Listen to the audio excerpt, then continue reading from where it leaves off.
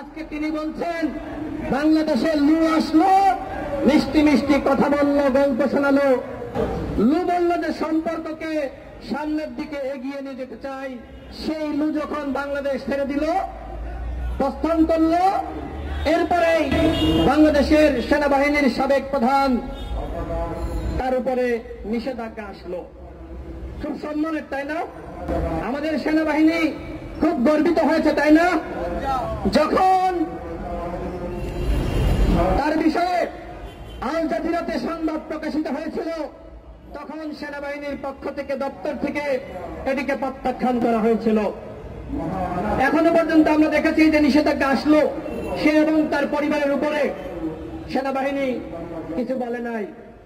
আমাদের পররাষ্ট্রমন্ত্রী বলেছে যে এটি সেনাবাহিনীর বিষয়। আমরাও দেখতে চাই সেনাবাহিনী কি করতে চাই।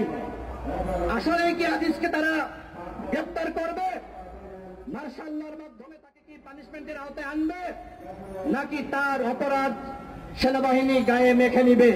সেটি আমরা বাংলাদেশের নাগরিক হিসেবে সেনাবাহিনীর কাছ থেকে আমরা জানতে চাই।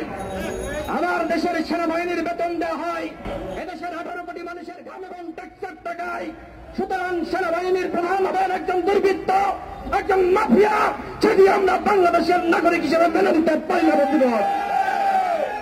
আমরা এমন একজন মানুষকে সেনাবাহিনীর প্রধান হিসেবে দেখতে চাই যিনি দুর্নীতির সাথে জড়াবেন না, যার পরিবার দুর্নীতির সাথে থাকবেন না, অথচ যার 3 ভাই বাংলাদেশের শীর্ষ মাফিয়া, সেই মাফিয়ার ভাইকে সেনাবাহিনীর প্রধান করা হয়েছিল। কারণ কি? কারণ এই যে যারা ক্ষমতায় রয়েছে এরাও তো মাফিয়া। তো মাফিয়ারা কি করবে? মাফিয়ারা তো মাফিয়াদেরকেই ক্ষমতায় বসাবে। সেটাই ঘটেছে বন্ধুগণ। বাংলাদেশের সেনাবাহিনীতে অসংখ্য দেশপ্রেমিক মানুষ রয়েছে, সাবেক সেনা কর্মকর্তারা।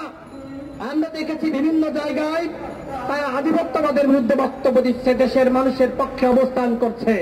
কিন্তু আজিজদের মতন যারা রয়েছে তাদেরকে আজকে খুঁজে বের করতে হবে কারা।